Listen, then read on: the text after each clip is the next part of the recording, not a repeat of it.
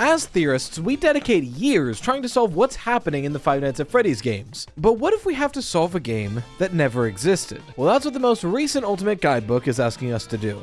So what even is Chica's secret party? Slices, put on your aprons and let's bake ourselves a theory. Five Nights at Freddy's guidebooks have never been a paragon of accuracy. In fact, most people agree they are almost always somehow riddled with inconsistencies and straight up incorrect information. But to be honest, this Ultimate Guidebook 2.0 was shaping up to be one of the better ones. A lot of it was fairly accurate and it was useful to a casual fan. Until chapter 13, where we get the game entry, Chica's Secret Party. 4 pages that detail a point-and-click web-based game that was hidden on scottgames.com for exactly 3 days in 2016. And while they go over all of the details of this game in this book, they tell you to go visit fan wikis for even more screenshots and information, since the game is no longer playable. But there is one issue. There's no fan wiki entries or information, because the game was never playable. This game didn't exist. Now look, I guess technically, it could be possible that there was a 3-day stretch where nobody noticed any changes on scottgames.com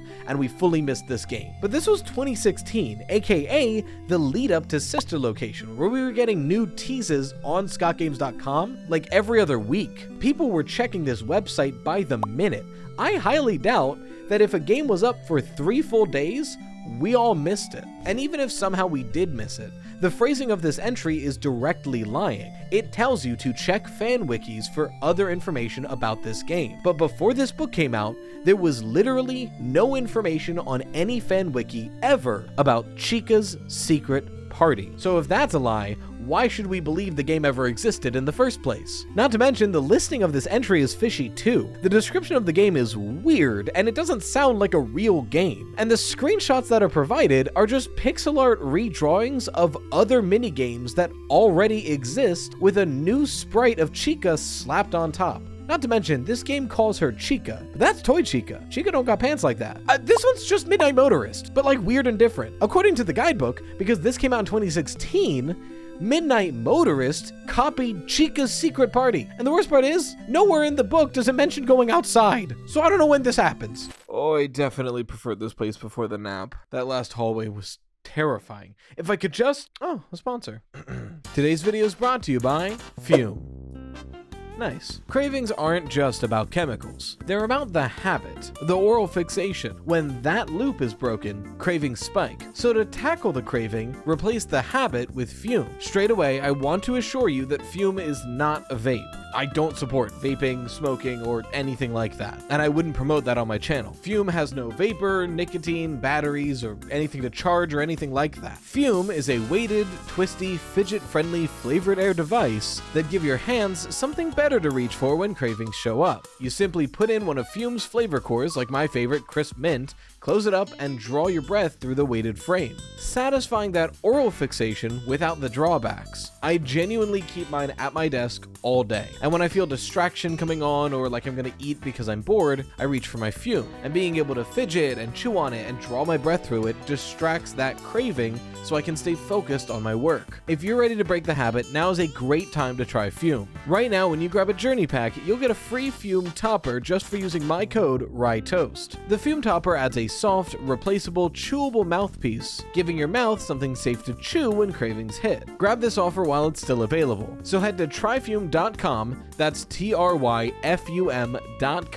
and use code RYTOAST to get your free Fume topper with your Journey Pack today. Thanks again to Fume for sponsoring today's video. Well, there's more doors to try, so I guess I'm not done here yet. Here goes. These pages, along with several other inclusions, leaked a couple weeks before the book came out. And when I first saw that leak, I immediately assumed it was fake. We're in a post-Talbert Files world, and think about the contents here. The idea that there's a game that everybody missed that not only was on Scott Games' website, but would have told us what was in the FNAF 4 box is so crazy it feels like fan service, and that's why I thought it was a fake leak. I mean, surely this game never existed. And I was half right. The game never existed, but it wasn't a fake leak. That's in the book. So what is this? Some people have chalked it up to the Ultimate Guidebook being written by AI, and this is some hallucination that slipped through the cracks. But frankly, I don't think that's true. The majority of this book is fine. Sure, there's subtle inaccuracies throughout it, but the vast majority of what's in this book is fairly accurate. So the idea that the entire book would be alright, but then there's 4 wild pages that just slip through the cracks, doesn't really make sense to me. And frankly, because Gen AI is just art theft that kills the planet, I doubt it would even make a book this good. And speaking of mistakes, some folks think that this is just some inaccurate information that slipped through the cracks. But again, this is an entire 4-page chapter. It's in the table of contents. Someone would have noticed. And not to mention the images used in this chapter. These aren't just screenshots of other minigames. These are specifically created to look real. I mean, one of them even looks like Midnight Motorist. This had to have been put in here specifically and purposefully, and I highly doubt some intern at Scholastic was having a piss. Surely, this chapter was made by Scott Cawthon. A section this big did not go unnoticed. And when asked about it on Dalko's livestream, he just said, anyways, gotta go.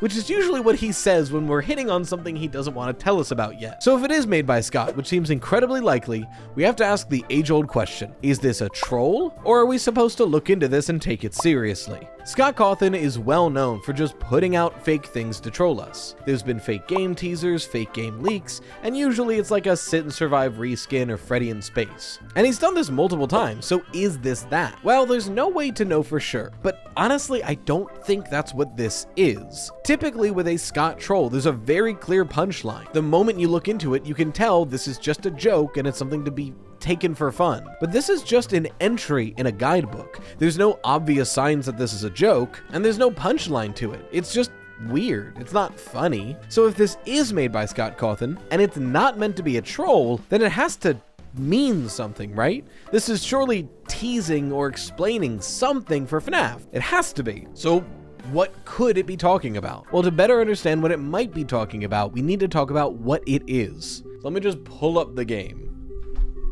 Or at least the closest thing we have to it, this book. The game sees us as Chica, avoiding 2 shadowy figures as we maneuver around an entire house, basement to attic. There's 10 levels, or rooms, in which we need to find cupcakes and feed crying children. The book calls them crying babies, but the image looks just like any other young child sprite in this game, so I don't know.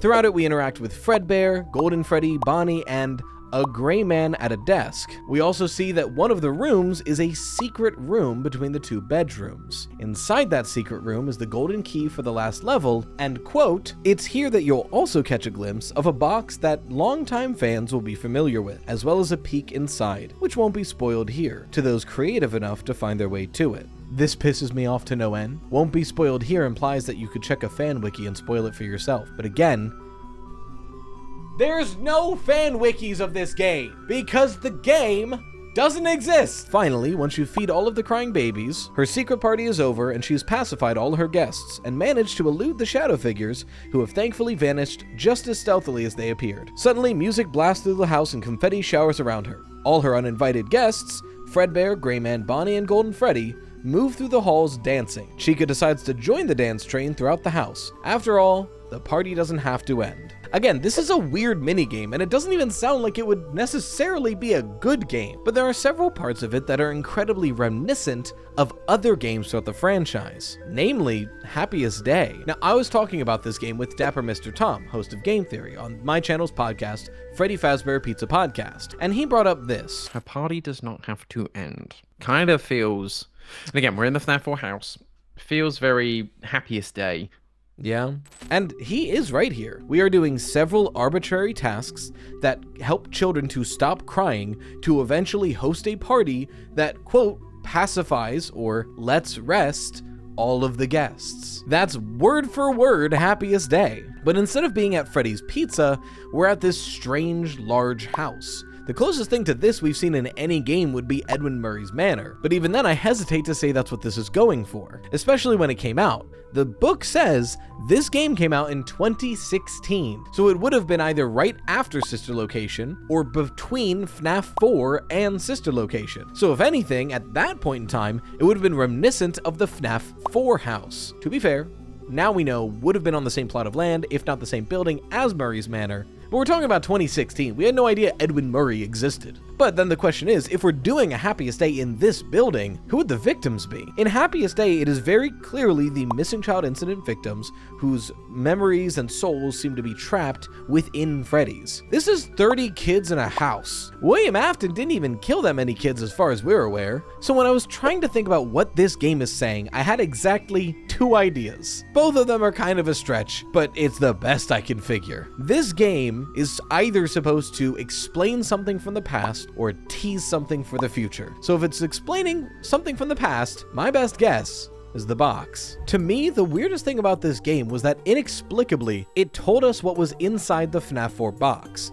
Something that just a year ago, Scott mentioned that he had a plan for, but he didn't really get around to it, and now it's not relevant anymore, so it doesn't really matter. And then not a year later, a book comes out saying, actually, I did have a plan and none of you found it. And he just didn't say that? Regardless, using the context of Chica's secret party, I think we can intuit what is in the box. Because the important thing to note here is that the box is in a secret room and Chica is the one to find it. We're gonna put our tinfoil hats on for a second, but this is important because one of the Fazbear Fright stories is Coming Home, a story where Chica keeps returning to a child's home, Samantha, a child whose sister, Susie, recently went missing at a Freddy Fazbear's Pizza. Yes, that Susie. The story is wildly depressing, and if you want the full story, you can either go to your library or there is an audiobook by me right here that you can listen to. But Samantha has to figure out why Chica keeps visiting their house night after night, eventually realizing that Susie wants her old doll, her favorite doll that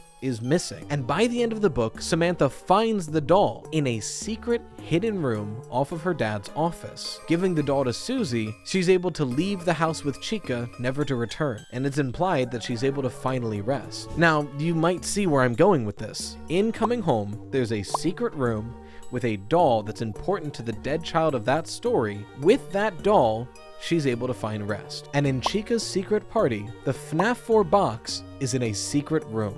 This might be trying to imply that the thing in the FNAF 4 box is the crying child's favorite toy, the Fredbear plushie. It might be implying that that plushie is to the crying child as the doll was to Susie.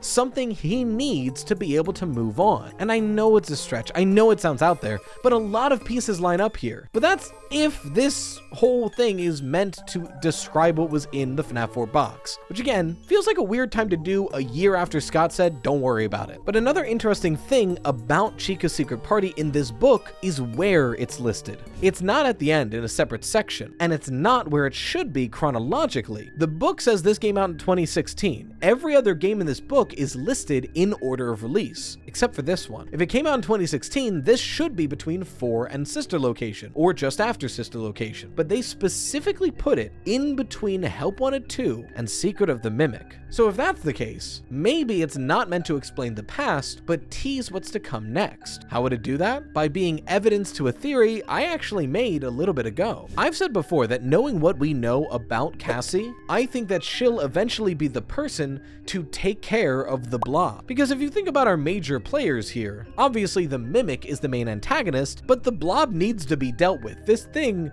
needs to be fixed. And as far as we're aware, this seems to just be a mass of agony, maybe with Remnant riddled inside of it. And Cassie has been set up as the healer archetype. Steel Wool directly described her as such in an interview. So I made this video, a theory that I think one of the future FNAF games will be a flashback-focused one, where Cassie is traveling through the memories of the victims of the Blob, helping them find peace and rest. And or maybe this will be like a Happiest Days styled segment in a future FNAF game. It might not be its own standalone game, but in doing so, in traveling to their different memories and helping the individual victims find peace, slowly dismantling the power that lets the Blob exist in the first place. And admittedly, that is a far out there theory, unless we consider what Chica's secret party might be showing us. After all, Chica is going room to room in this weird metaphorical house and helping like 30 victims find peace. And once that's done, the shadowy figures in this house disappear and they all hold a party. All of this could very easily be a metaphor for helping the agony of the Blob dissipate and letting the victims inside find peace. And to put a bow on the connection questions here. What is the one animatronic that we, as Cassie, are able to go out of our way and physically repair? Glamrock Chica, giving her her voice box back. Chica's secret party. Look, I know this is out there. It barely makes any sense, and I'm grasping at straws. But frankly, Chica's secret party is sort of a microcosm of Five Nights at Freddy's as a whole at this point. Think about when the security logbook came out. There were clear puzzles within it, and it didn't take the community more than a month to get the name Cassidy out of this thing. We were solving it and obsessed with it, pouring apart every single page, and there's still some things that people are actively trying to solve. It was, what, 1 or 2 years ago when BarBADroid solved the name Dave out of this thing? And yet here we are right now, receiving this, which seemingly has something to solve in here. But after like a week, nobody really talked about it anymore. It was too vague and too unclear if we're supposed to take this seriously or not. The fervor the audience had wasn't there, like Tom said in the podcast. And you go, okay, but why? Yeah, but you keep coming back to, why does that matter? Yeah, and that's been my biggest frustration with FNAF as of recent, is just that why question is much harder to find. Mm-hmm. Or like, we can find a small detail or reanalyze something, but unless it drastically shifts, has that domino effect, it kind of is just like, okay. It's amazing that we're getting these big hit movies, and we're getting books and games and all that. And Secret of the Mimic was incredibly high quality, but in the pursuit of legitimacy in this way, a lot of the character of an indie game has been left behind. Remember the lead up to Sister Location? We had teaser images that you had to brighten to find things, hidden things in the source code that we could find on scottgames.com. Stuff that built community, had us working together and looking online and trying to solve things as a fandom. Poppy Playtime is still going strong with this. The lead up to Chapter 5 was amazing. They had main VHS style videos on the YouTube once a week, but before and during that was a massive ARG, which they've done for several of the past chapters. And then look at something like Secret of the Mimic, which, to be fair, we got 2 great trailers for, and a lot of the Murray's Costume Man are commercials. That's kind of it though. There was nothing for us to solve or talk about as a community.